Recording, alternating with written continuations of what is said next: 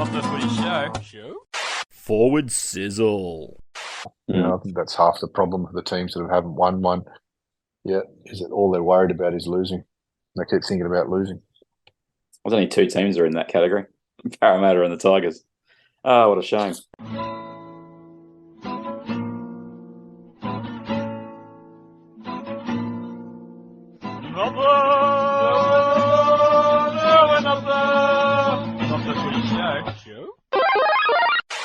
G'day, everybody. Welcome to episode 284 of Not the Footy Show. Yes, we're closing in on 300. We might get there by about 2025, 26, I think. I'm Warrick Nicolson. That's Robb Cox coming at you on the iTunes, on Spotify, and to like 100 people a week on YouTube. You legends. I don't even know why you want to sit there and look at our lovely faces.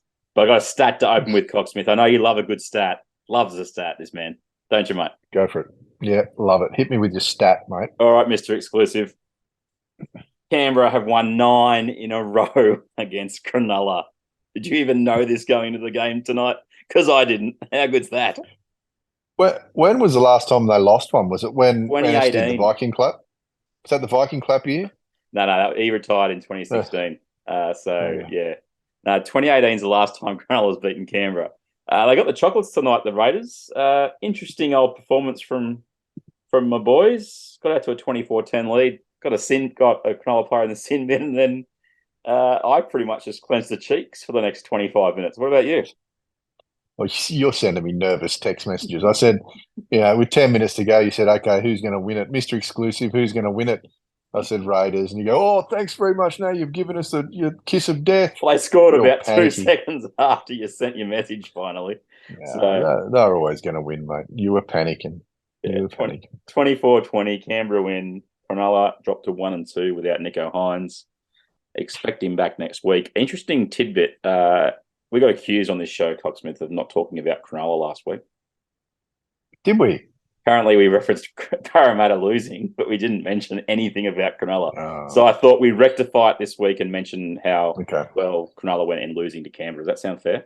Fair and balanced? Well, let me tell you, I reckon there's going to be a little change in the halves when Nico comes back. What's going to happen? I reckon Trindle's going to go to 6. If not straight away, eventually. So does that mean when I say eventually, within the next 6 weeks or so, it'll happen. Well, I don't think you can.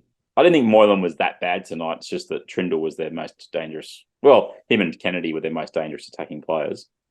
I thought what probably disappointed me the most, if I'm a Cronulla fan, is that Blake Brayley, I thought, wasn't much chop tonight. They really didn't work Canberra over the middle, and I thought that was where our big boys in that heat might really struggle. But to be fair, to Cronulla's probably downside as well. They've got some massive units in the middle of the field, and the heat obviously took it on. So you sort of want your 9 to be a bit more of a factor, and Canberra lost Danny Levi, the game changer that he is, unfortunately, to a broken jaw. And it opened the door for Tom Starling, mate. You know how much I love this kid.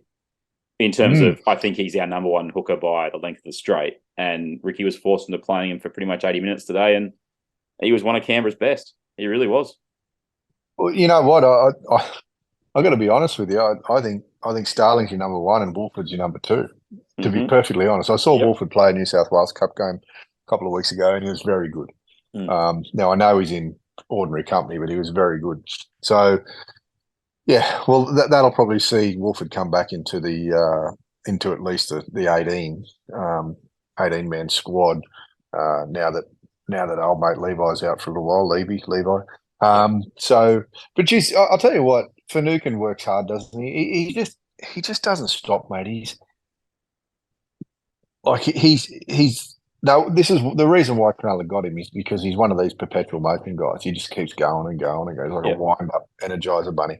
But Brayley was disappointing tonight, and I honestly thought Moylan wasn't great. And unfortunately, I didn't think he was poor, is what I'm getting at.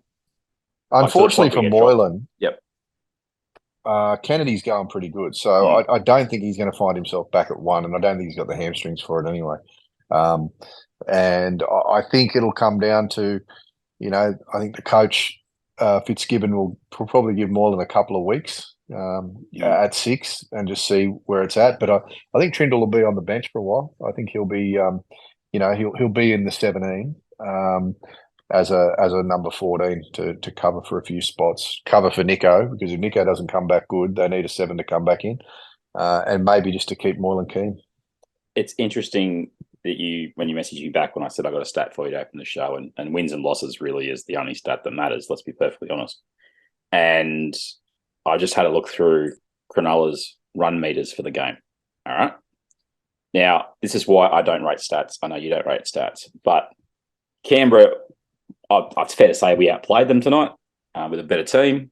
But let me I'll run it off as quick as I can. But these are just purely the run meters on the stat sheet for pretty much the entire Cronulla team. It's worth just listening to because it's going to sound super impressive. And then you realise that they really didn't get into the game until the last 5 minutes in that second half. 16 for 1, so it's runs and then meters going. 16 for 146, 14 for 92, 16 for 118, 19 for 176, 14 for 132, 17 for 112, 14 for 72, 16 for 133, 11 for 118, 12 for 100, 18 for 173, etc., etc. It all sounds so impressive, Cocksmith. But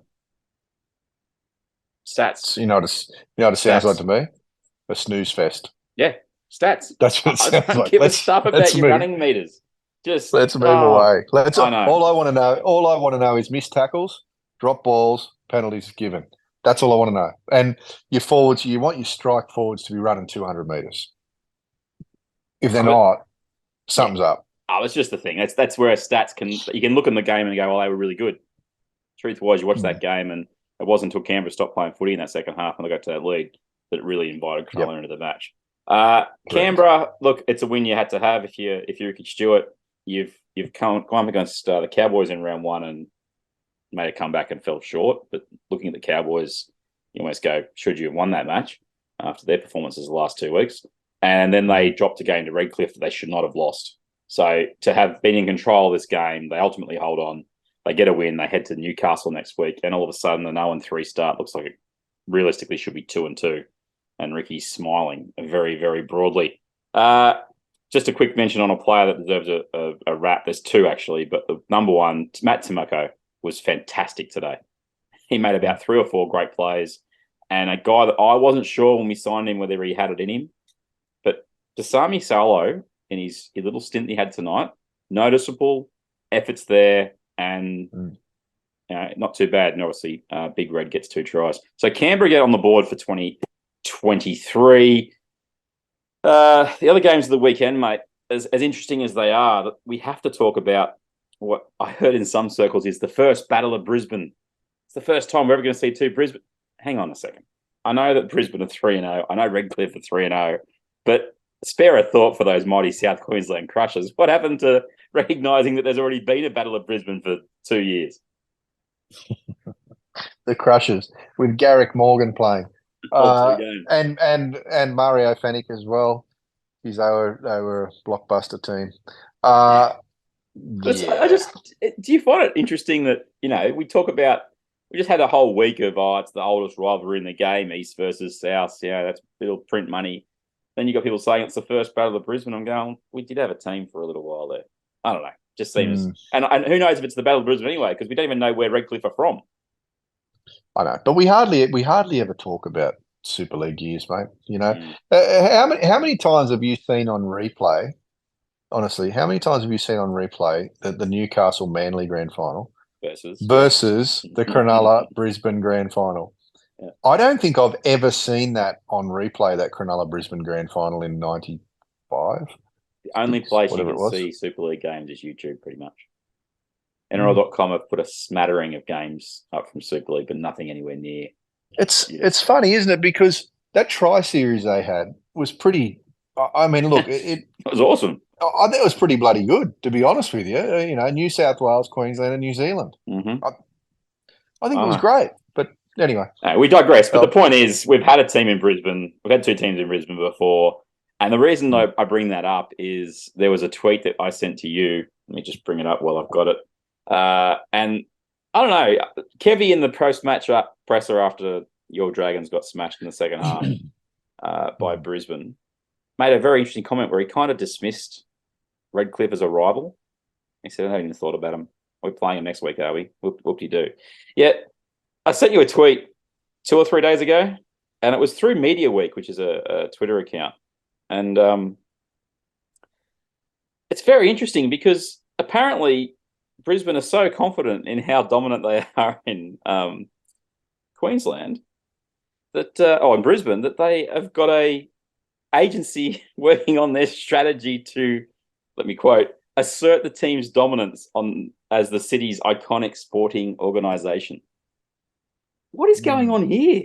If you don't have any fear of the Dolphins, why are you getting a agency and paying him a few $100,000 at least to come up with a strategy to capture the hearts of Brisbane?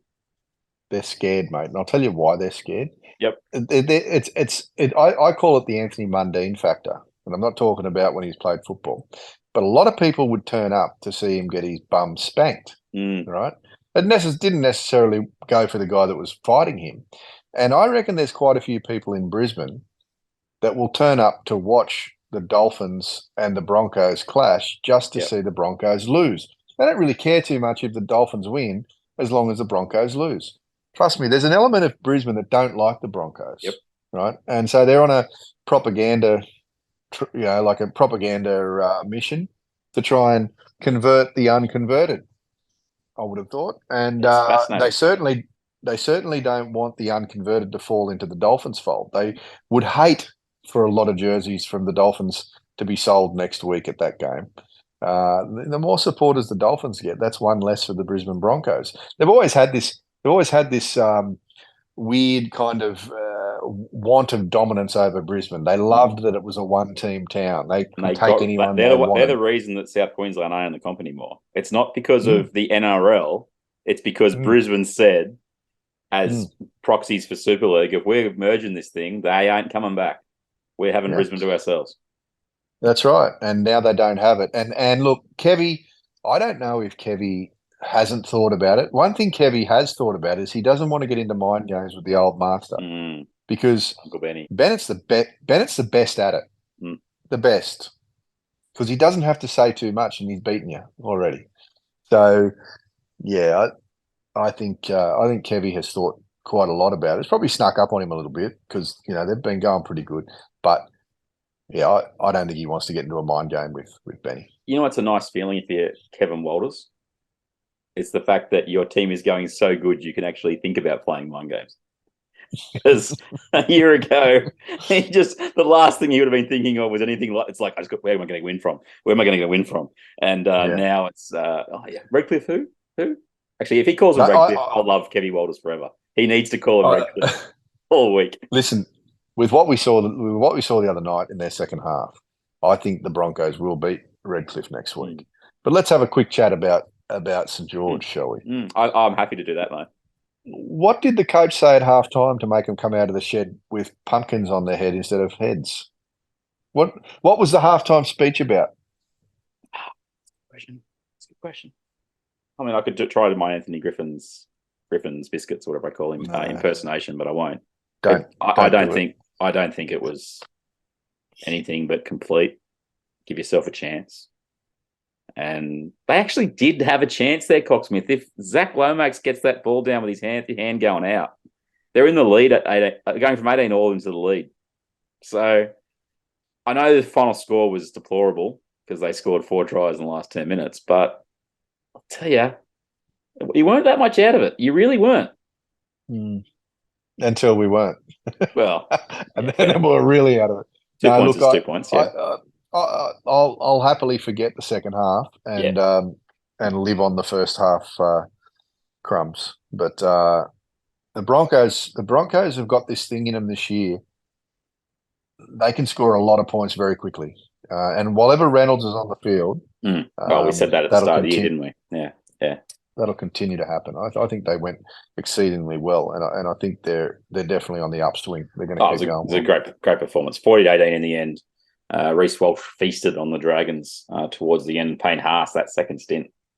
Don't think he was happy being on the bench as long as he was, just quietly. Let's go to the Warriors, mate, and we'll round back to the Dolphins in a sec. But I just want to talk about the Warriors quickly. Now, I sort of watched their first game against the Knights sort of from a distance. They won. Good work. It's Newcastle. It's in Christchurch. Not in Wellington, sorry. They should win that match. And they played the Roosters. I didn't see that game.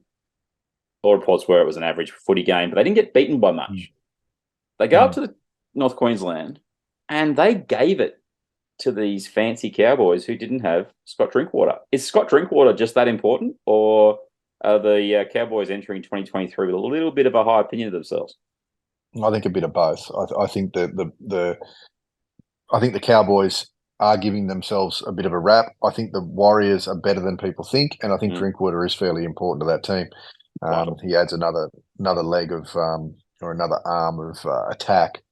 But let's not forget, mate, the Cowboys were one game away from a grand final last year. They went pretty good, and I mean, look, Drinkwater is missing and will be for another couple of weeks, I believe. But the Warriors did a number on them, pulled their pants down. They really did. They scored 5 tries, and they didn't score anything in the last 25 minutes. That's a pretty big statement from a team that not many people gave any hope this season. And they're 2-1. I think they're in the 8. They should be in the 8. They're 4th. There you go. They're 4th. Good on them. Watch this space with the Warriors. It's Drinky just changes how they use their edges remarkably. The Chad did, and very disappointing the other night. I think Val Holmes has to go back to fullback if you want him involved, because without Drinkwater there, he ain't getting the ball. And disappointing loss if you are the Cowboys. Let's go to the next game, which was the Gold Coast. Second week in a row, Melbourne. I thought they were ordinary against the Dogs, but they weren't abysmal. They were truly bad on Saturday when they got beaten 38-34 by the Gold Coast. The scoreline flattered Melbourne, I thought. Yeah, mate. They were very ordinary, and I do feel sorry for the players this week because they're going to get caned by Bellyache this week, and you can just imagine. You saw him in the presser. He was filthy. He was seething massively, and he just was not a happy boy. When you're using the words, they don't care. I think they're going rubbish. I think they're going to care about the laps they do for the next 5 days. He said they were just rubbish. They were garbage. You don't often hear an NRL coach giving it to his players like that. Generally, they protect him a little bit, but he's not happy. And when he's not happy, they will pay. They'll pay with miles in their legs this week, and probably that's all they'll do. Yeah, Friday night, some extra strength and conditioning. They're playing the Tigers on Friday night. That'll be interesting. They may play themselves back into some form. We'll see. We promised ourselves. Shush. So Gold Coast, look, they're in 5th. They've won 2 or 3, and you can argue they should have beaten the Dragons after they got out to 10-2 early in that match, and then they fell over themselves in that second half. Impressive. Problem with the Titans will always be they can't tackle, and the fact is, through 3 games, they've got 78 points for and 76 against. They have leaked some points, the old Titans. But congratulations to them. They also played on a stinking hot day in Brisbane or Gold Coast. It was a 2 p.m. local kickoff. Yeah. Sorry, I know TV dominant and etc., but you got to find ways to change some of those things around if you can, or delay it an hour or something, because, it's just ridiculous them to be playing at 2 p.m. on the Gold Coast in March. Well, mate, even today it's ridiculous. At Belmore. I mean, look, as you know, I live at Camden, and it was 41 degrees here at 2 p.m. I'm at North Sydney, and it was 36, and that's hot here. So I imagined it was absolutely stinking where you guys were. Yeah, it was hot. So Belmore was probably, at kickoff at 4 p.m, it was probably 36 degrees. I did enjoy a tweet someone put out of the line from the telegraph pole, the light pole on the Belmore Hill. As the sun moved around, the fans who were there early all moved around with the shadow in a line. It's very, very good. Okay, we've got to talk about game at the end. Just spoiler alert. The other match we need to talk about, and there were 2 on Friday night, but the Eastern Suburbs Roosters, mate, it wasn't an easy game to pick going in. You said you'd go with the Roosters. I picked Souths. It's 10-0 Souths, and they look good. They really do look good.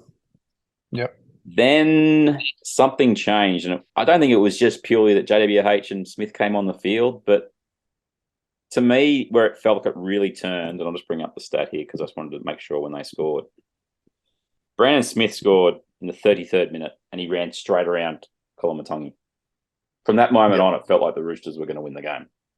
They ended up only holding on by 2 points because South scored late. But a statement win for East, you reckon?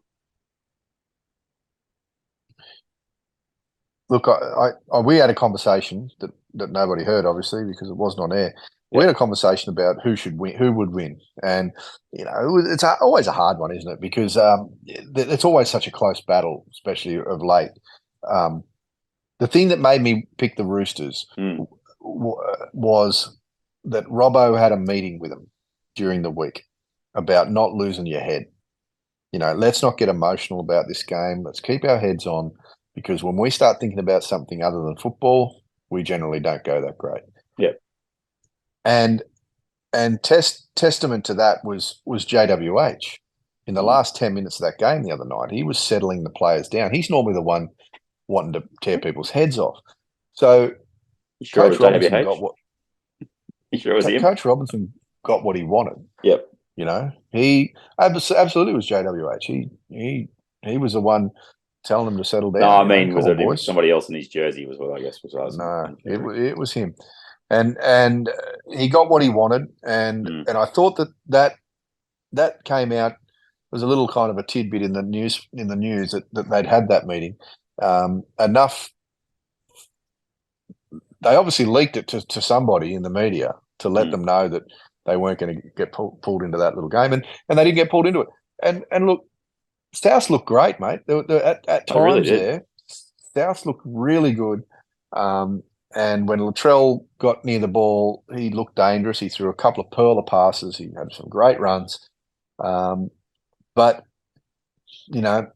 because the Roosters didn't fall into that trap of getting emotional, they actually out-toughed them. They didn't lose their heads. There was hardly any unsavoury things. I mean, the Manu tackle was, yeah. Well, the Manu tackle on Tass was just a desperation thing, and I don't think there's any malice in it. No, see, I think Trent Robinson can say some really good things at times and be really level-headed. I didn't like his comment about that tackle. He said, I didn't see it. He said, you're trying to knock the ball down. The ball got knocked on by South 10 metres upfield. The play was dead. There was nothing happening. Yeah. He didn't have to touch him. Yeah, but he went across to him and held him in the head. I don't like that. I don't know if Manu saw that, mate. He was getting across in desperation. I don't think he's that type of player. Really, I really don't think he's that type of player.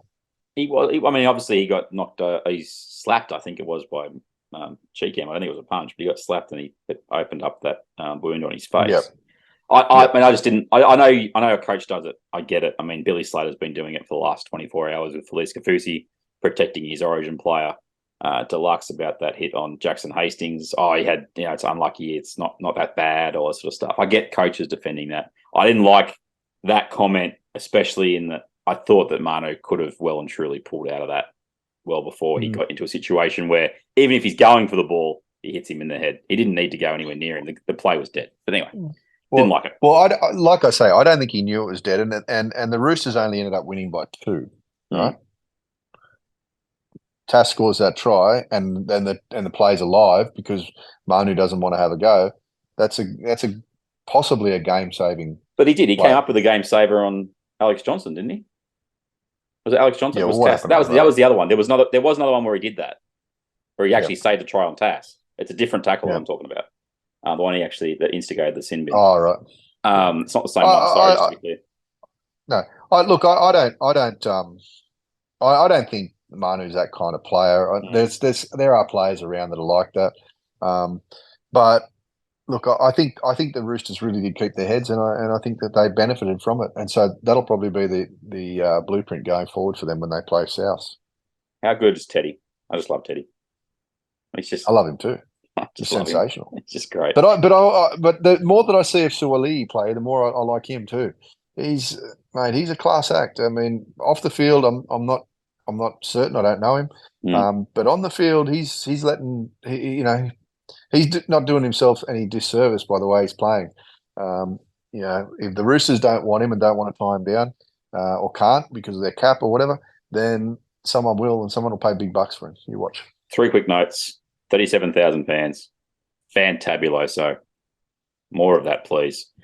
Brandon Smith admitted after the game that if it wasn't the Bunnies match, he wouldn't have played. Apparently, he's got a torn oblique muscle. That can't be fun. And we just need to quickly reference Latrell at the end of the match. Did he take it too hard, the loss? Oh, look, Latrell's one of those guys, isn't he, that wears his heart on his sleeve. He's not afraid of showing his emotion. He was certainly let down or felt let down by losing. We've seen this, you know, love it or loathe it, we've seen this evolving thing with Latrell. Yep. Where he's kind of turning into, he's getting very American in his, which is fine. I have no problem with it. I don't mind it. It's, I don't like it or loathe it. I'm just neutral on it. But yep. I notice that we're seeing the Big Show come out. He's dubbing himself, or dubbing the stadium the other night, Trelliard Stadium. He's got lots of little sayings that he's using, and it's a lot of Americanisms. But some people really dig that. He's certainly a showman. So maybe he's showing everything. He's showing it when he's happy. He's showing it. When he's sad, he's showing it. So he's engaging with the crowd when he kicks the goal from the sideline. That's great. Oh, he always does that. Yeah, and that's fantastic. But I just thought he just. The smile disappeared off the face at the end, which I thought, in the grand scheme of things, the result wasn't on him. He missed a penalty goal, but that wasn't the reason. No, Latrell didn't lose him that game, mate. No, he didn't. I just thought I would have, just from his perspective, I just would have liked him being able to sort of shrug it off a bit easier than he seemed like he did. I hope there's some good people around him and just say, "Look, mate, that's just a regular season game you put in," and he did. He put in deluxe. It's just that and just get up. Shake their hands, move around. That's good. They'll be back with the Rabbitohs for sure. Without Latrell, they lose by more than 2. Oh, 100%. Yeah. So there's definitely no criticism of Latrell here, everybody. Just to be perfectly clear here, I just think he needs to give himself a break a little bit on how hard he took the loss. Is what I'm saying. Yeah. Oh, look, I did notice that. Probably 4 or 5 minutes after the hooter, he was having a bit of a smile with a couple of the players that he knows, and that's good. A couple of the Roosters players, but.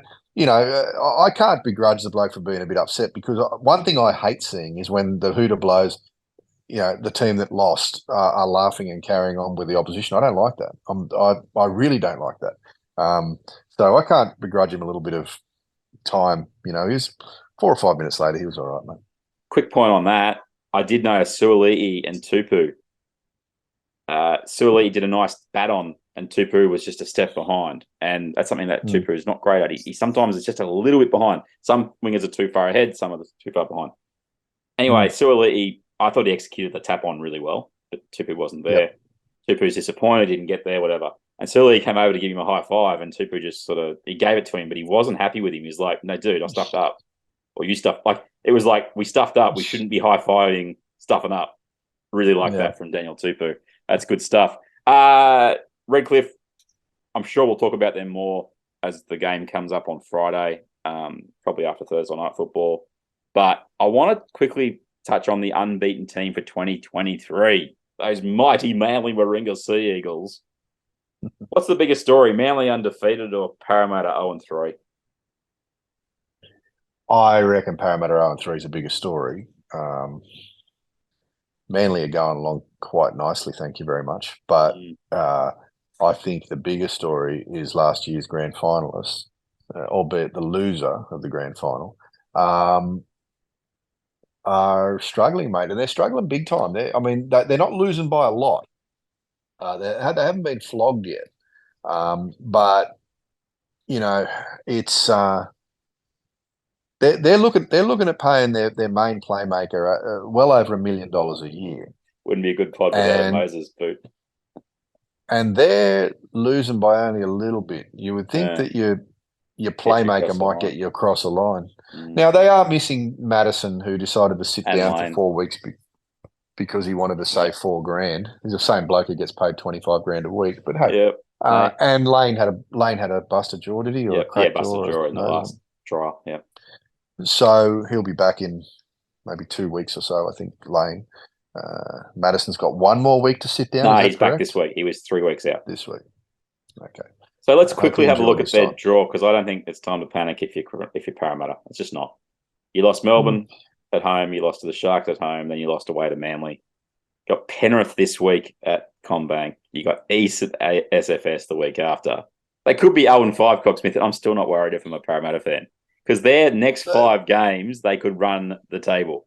Tigers at Homebush, Bulldogs at CommBank, Broncos in Darwin, not in Brisbane, not in Sydney, in Darwin, Knights at CommBank, and then the Titans in the Magic Round at Suncorp. 4 and 6 So that- realistic to me. Yeah, I think they're going to be 3 and 7. Yeah. Even that. That's what I think they're going to win. You're not dead. You're not dead in the water. You're just not. No, not dead. Not dead. It just makes just makes the games, where sometimes you might like to take the foot off the throttle a little bit towards the end of the year. They've got to win those. But they've beaten Penrith in the season before, so they're every chance of beating them going into next week. Although Penrith just had a week off, so they should be pretty fresh. It's a developing story, mate. It's just very much a developing story, and I think if they do get to 0-5, that's a big story. But those next 5 are winnable. They could be 5-5. That's Parramatta. They went on a streak, I think, last year where they won 8 in a row or something, and I think they did. You're right. in the deal. Quickly, there are a bunch of good teams with 1 win. Okay, you've got Penrith with 1 win. You've got Rabbitohs with 1 win. Cronulla with 1 win. Melbourne with 1 win, and the Cowboys with 1 win. But the West Tigers have 0 wins, buddy. They left their run very, very late today at Belmore. We're not going to cover it off very long because we're just conscious of Tiger fatigue, as is probably Tim Sheen's already after 3 weeks. You have 2 things you can do to the team. 2 things. What are those 2 things you do this week to the West Tigers to try and turn them around when they've got to play Melbourne in Melbourne on Friday night? Tell me what happened to Laurie? Where was he? He'll be back this week. I think he was out this week. Got suspended. Was he injured? Did he? I think he got suspended. Okay. 2 things. Wow. We've only got 5 minutes left on the Zoom. That's why I said 2. Okay. I I would probably play Brandon Wakeham at 6. Yep. And put the Dewey into the centres. I don't know where to begin with too. They did make it. They kind of fought back today, and they got maybe 2 lucky tries. They did score 3 tries, which one of them was a nice try. The other 2 were a little bit, But the Bulldogs never really looked like losing control of that game. No.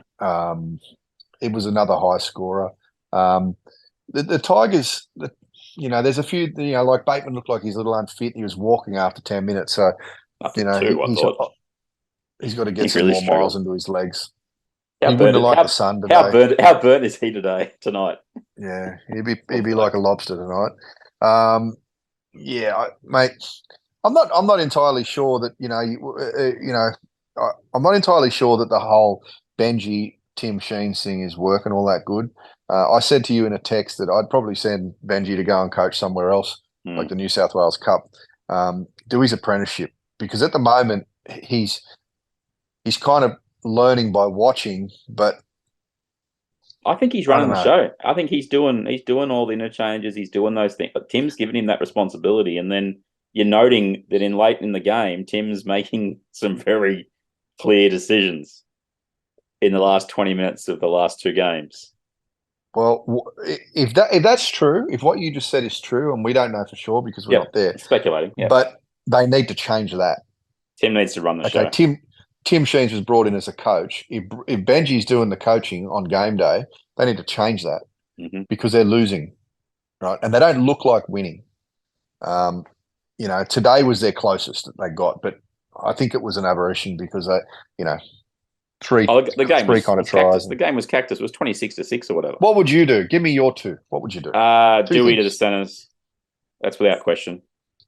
Dane Laurie not injured. He's injured. Sorry, he didn't get suspended. Just a MCL problem. So I don't think he'll be back this week.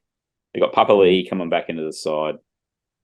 Look, my main thing I just rallied against all off season is I just didn't think you could play Dewey in the 6 and Brooks in the 7.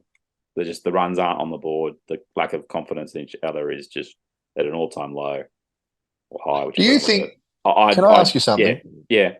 Do you think that Brooks is game managing? Does it look like there's a game manager out there? No, the game manager today was Appy Coruscant. Right. And his game plan was running.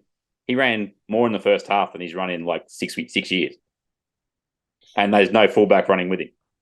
So I don't understand. Dewey to fullback made no sense to me whatsoever. I'm sorry. He's just so beyond my, evaluation meter. I don't care what he does the rest of his career. He's just always going to be in that category for me, which is not a great place. I just don't see a player that can win your games when you have to. I just don't see it. And Brooks did some things at the end. Wake him into the halves, Dewey into the centres, keep Charlie Staines at fullback and maybe passing the ball or tell him to support play because they're the main things that you need to do. They just I also would light a fire under one D Clemmer and put him to the bench because he's been very ordinary for 3 weeks. We've got a minute left. Cocksmith. I probably gave you 3 things, but that's the way it works. Broncos up on the top of the table with the Dolphins and Manly. Yep. They are on 6 points. We've got Broncos-Dolphins Friday night. We will talk after the Thursday game, which I think is Parramatta-Penrith.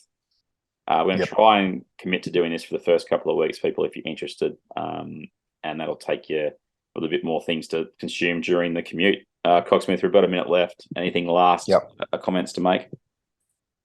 Not really, mate. I think it was a pretty good round of football. I enjoyed the games that I watched and the highlights I saw.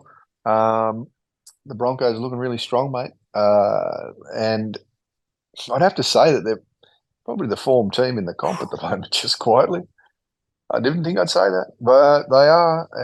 And while Ever Reynolds is on the field, they will be good. When they lose him, they're in trouble. They won't be.